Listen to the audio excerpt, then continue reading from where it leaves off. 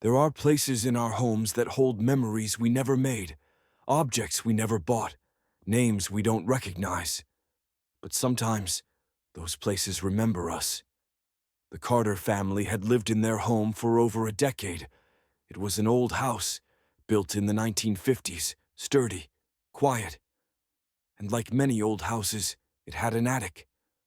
A space that no one ever thought about. A space that had remained locked for years. Until one evening. Until the night they went inside. It started with a leaky roof, a few water stains on the ceiling, a dripping noise in the hallway at night. The repairmen said it was coming from the attic. So, one Sunday afternoon, they finally went up. Dust covered the wooden floor. Old trunks, faded furniture, boxes stacked to the ceiling. A lifeless, forgotten space. But not empty. Lily, their 6-year-old daughter, was the first to find it. Tucked away in a dark corner. An old teddy bear. Its fur was matted, its button eyes cloudy and scratched. Its stitched mouth was slightly open, like it had been trying to speak. "Can I keep it?" Lily asked, brushing the dust off its arms. Her mother hesitated. The bear looked wrong. Something about it made her skin crawl. But it was just a toy, just an old, forgotten toy. So she nodded, and that was their first mistake. That night, as Lily sat on the floor of her bedroom, hugging the bear, it spoke. A soft, static-filled voice, not cheerful, not playful. A voice filled with something else, something empty. "Why did you leave me here?" The room fell silent. Lily's parents froze. The bear had no battery compartment, no voice box, no mechanism inside at all. But it had spoken. Toys are supposed to be comforting, software harmless. But some are meant to be forgotten, and some never want to be left alone. That night after dinner, Lily carried the bear everywhere. She sat with it on the couch, brought it to the kitchen, whispered secrets into its ear, like it was her new best friend. Her parents watched with unease. They had both heard it. They had both heard it speak. And yet, when they checked it again, there were no wires, no speakers, no hidden compartments. It was just a bear that had somehow spoken without a voice. At bedtime, Lily placed the teddy bear right next to her pillow. Her parents hesitated. It was silly. It was just a stuffed animal. But something felt wrong. The way it sat there, too stiff, too upright, like it was listening, watching, waiting. That night, the house was silent. Until 2:43 a.m. A sound crackled through the baby monitor. A voice, small, mechanical, distant. "Lily, don't leave me alone again." Lily's parents shot up in bed. They weren't dreaming. The monitor was picking up something. A voice that should not be there. A voice that knew their daughter's name. They ran down the hallway, threw open the door. Lily was fast asleep. But the bear was no longer on her bed. It was sitting on the rocking chair, facing the bed, its button eyes gleaming in the dark. Her father stepped forward, snatched the bear up, tried to find where the voice was coming from. But it was silent. Nothing inside it. No moving parts, no batteries, just fabric and stuffing. And yet, as he held it, he could have sworn it was still warm. The next morning, at breakfast, Lily's mother hesitated before bringing it up. "Lily, where did you find that bear?" Lily took a bite of her cereal, swinging her legs under the chair. "In the attic." Her father frowned. "Did you ever see it before yesterday?" Lily stopped chewing. A slight hesitation. Then she shook her head. No. But she was lying. They could see it on her face. A flicker of something hidden beneath her 6-year-old smile.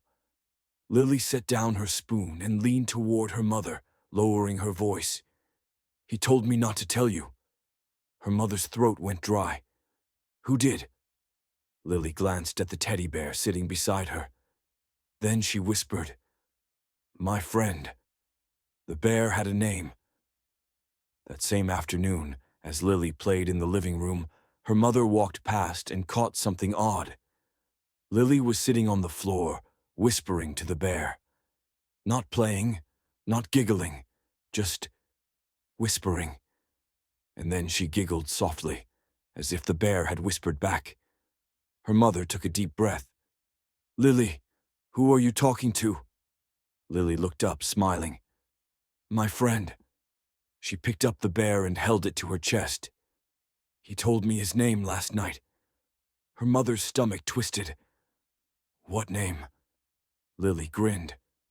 Then, in a voice that wasn't quite her own, a voice that sounded distant, fainter, like she was remembering something old, she said, "Daniel."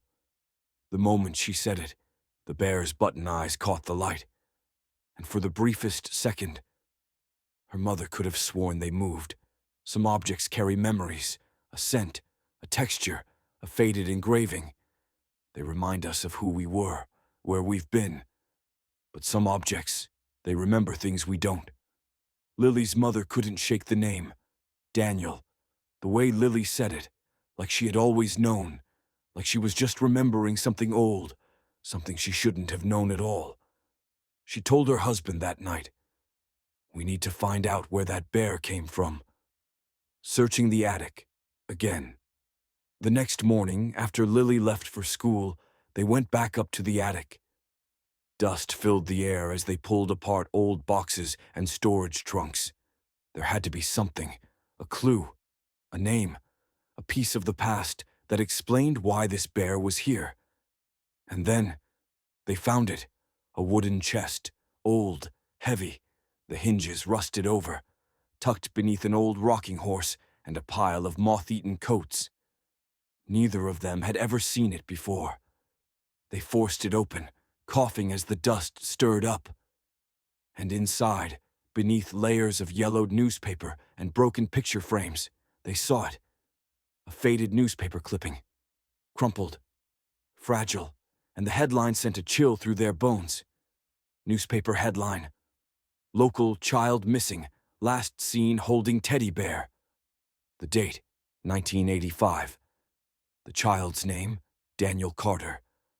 Their blood ran cold. Carter, their own last name. Their home had belonged to other families before them, but this was different. Was this child related to them, or was it just a coincidence? Who was Daniel Carter? They scanned the article. Daniel had been 6 years old when he disappeared, same age as Lily. His parents had reported him missing after he went to play in the attic. His father claimed to have heard a voice whispering through the floorboards the night before he vanished. A child's voice. But Daniel was already asleep. His mother told police that he had been playing with his teddy bear all week. A bear that had never been in their house before. A bear that he said he found in the attic, the same way Lily had found it. The article ended with one haunting line. A statement from Daniel's mother. Excerpt from the newspaper article. "The last time I saw Daniel, he was holding that bear.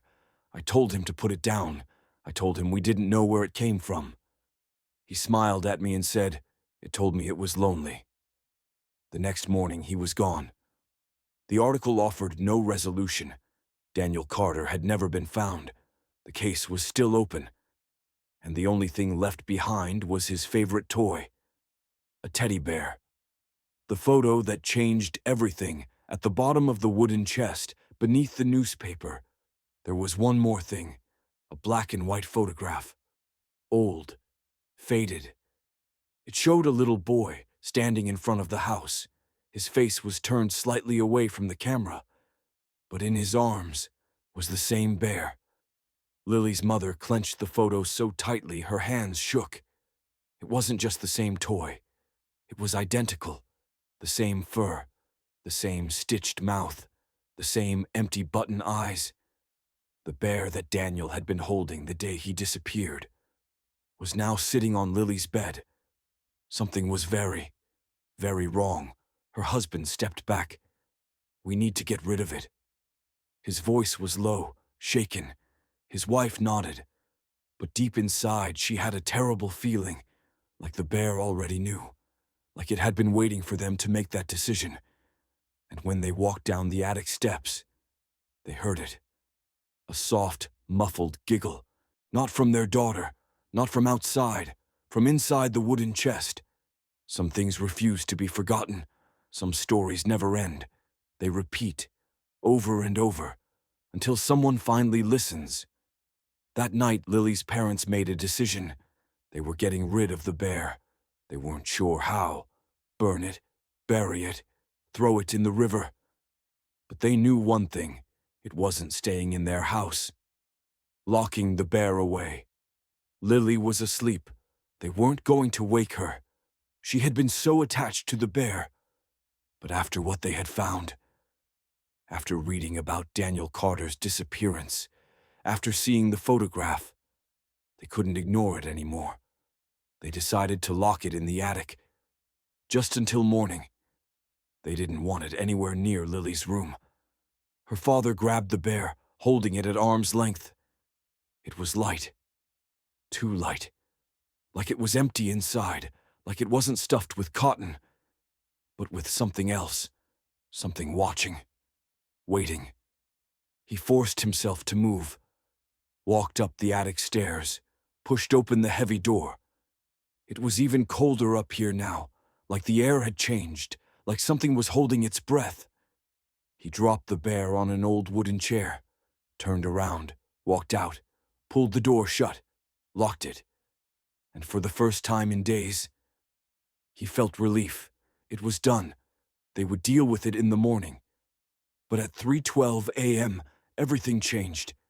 The baby monitor incident.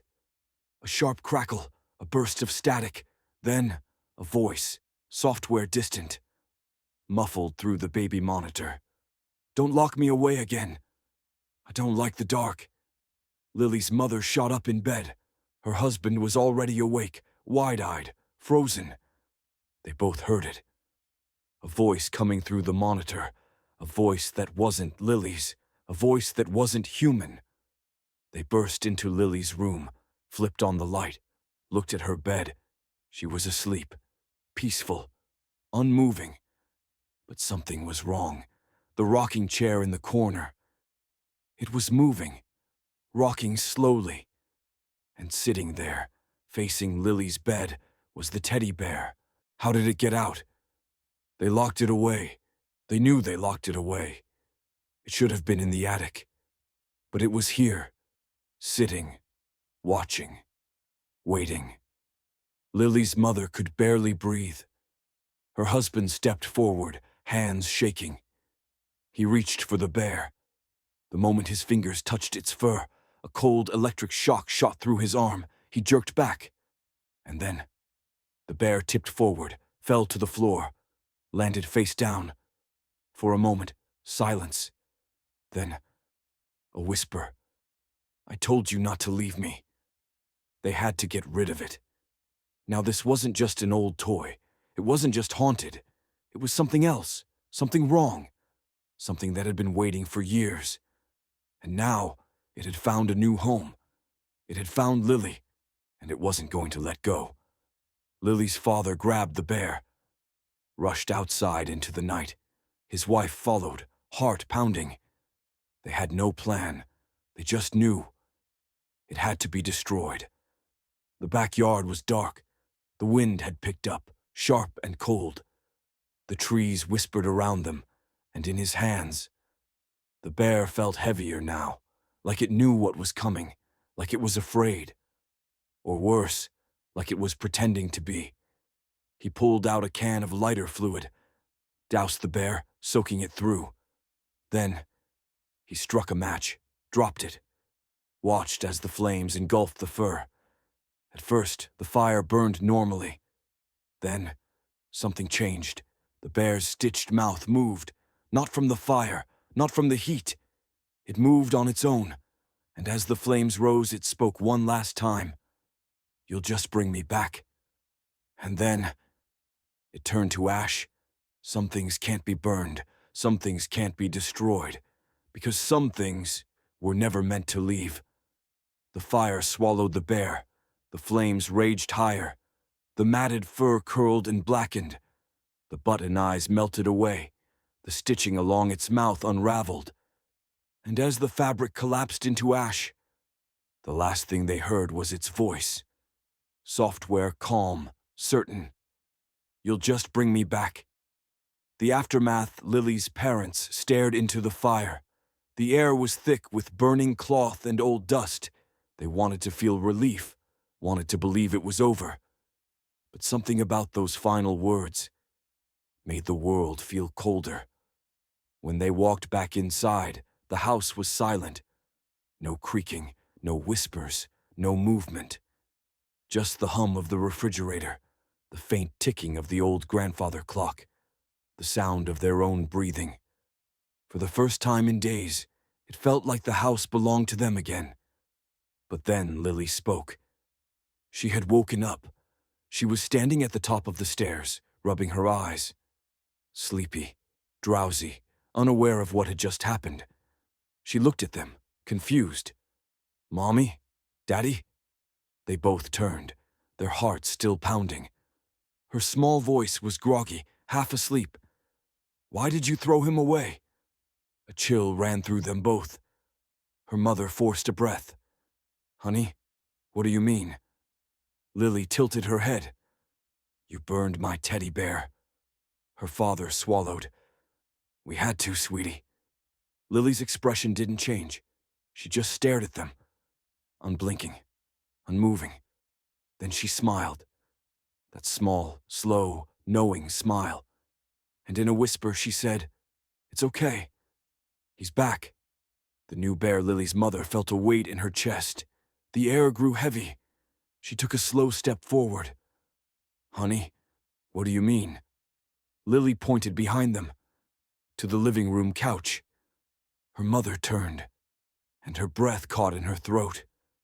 Sitting there, on the couch, neatly placed, like it had been waiting for them to see, was a teddy bear, but not just any teddy bear, the same one.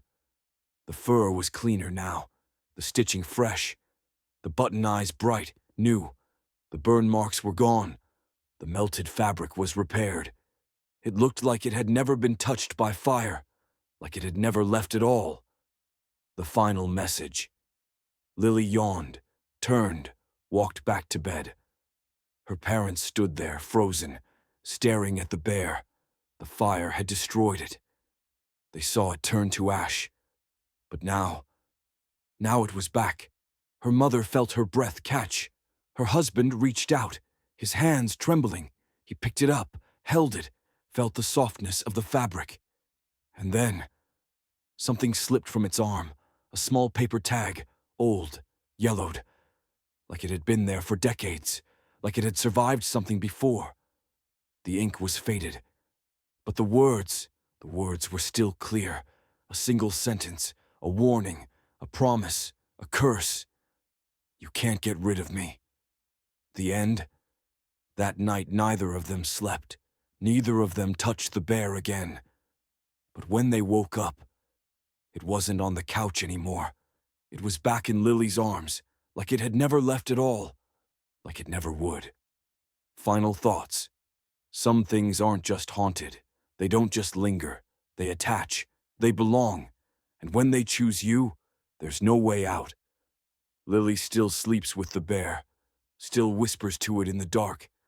And sometimes, just sometimes, her parents swear they hear it whisper back,